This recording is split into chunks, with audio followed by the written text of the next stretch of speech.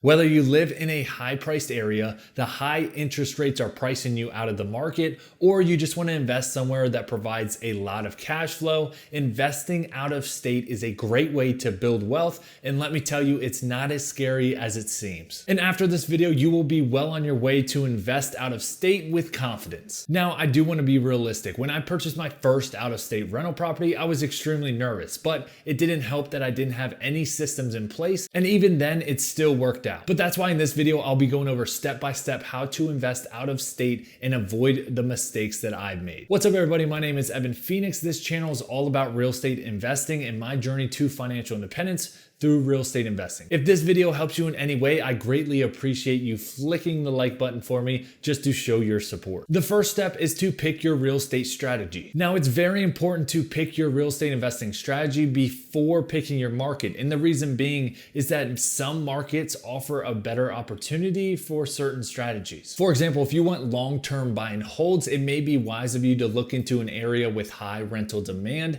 and there's a lot of job growth, a lot of opportunity there, rather than going to a vacation rental spot, just like an area right next to a national forest or park. Now, if you're doing Airbnb vacation rentals, you may not want to purchase in a small town in Iowa with no tourist attractions. Instead, it may be better for you to go somewhere with a lot of attractions, such as beaches, national forests, near a national park, and any other place that has tourist attractions and has a lot of desirable areas so that people would want to come see them. After picking your strategy, now it's time to pick your market. When picking a market, there's really only three choices you have that you can choose from. The first option is to pick a market that has high cash flow and not that much of appreciation. The second option is the exact opposite, higher appreciation with less cash flow. And the third and final is an equal mix between the two. It's not a ton of cash flow or a ton of appreciation. It's a steady amount of both. Now, like I said, whatever strategy you do choose may influence the decision of what market you do, but make sure that you do your due diligence. A couple factors that I look at when investing out of state from my experience and failures is to make sure that there's steady population growth so you know the demand is there. The next factor is job diversification. Make sure that there are large employers that are bringing people in and growing their companies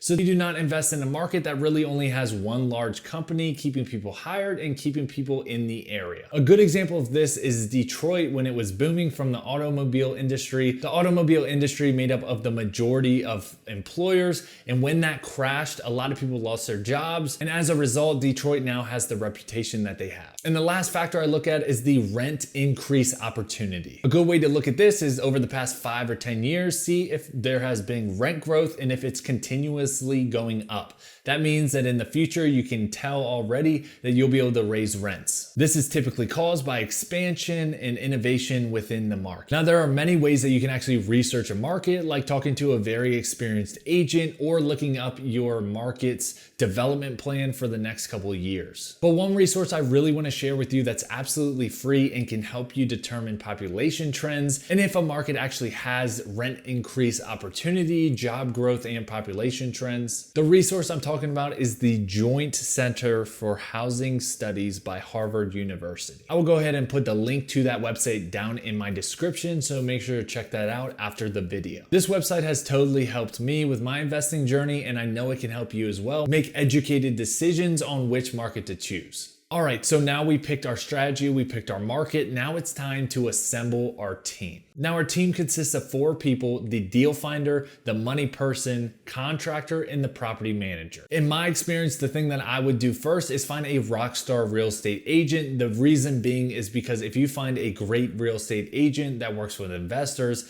and can help you determine which areas to invest in, they typically have valuable resources for you when it comes to property managers, contractors, and a lender. There are a lot of ways that you can find connections for your core 4. You can explore and look at reviews on biggerpockets.com. You can connect with people that are investing in the area that you want to as well via Facebook groups or local meetups. But my favorite way to find your real estate rock star is to go on recently sold homes on the market. Typically, you can either go on Zillow or realtor.com, look at properties that you want to invest in, and see who the real estate agent is. If you look up enough, you will come to to see that there are typically 2 or 3 agents that represent the seller on many of these sales. For instance, if you're looking for multifamily properties, then you can look at who's listing these properties. Typically, you will find the same agent listing a couple of them, which they are probably very deep in connections with local owners of multifamily that you may want to invest in. So that would be a great connection to have. And the ones that do the most business typically have the most connections. The one thing I really want to point out is that when you're investing out of state, you have to take the emotion out of it. Investing with emotions will only make you have more emotions of buying a bad deal. A great way to get around that is only focusing on the ROI on your investment, meaning the return on investment.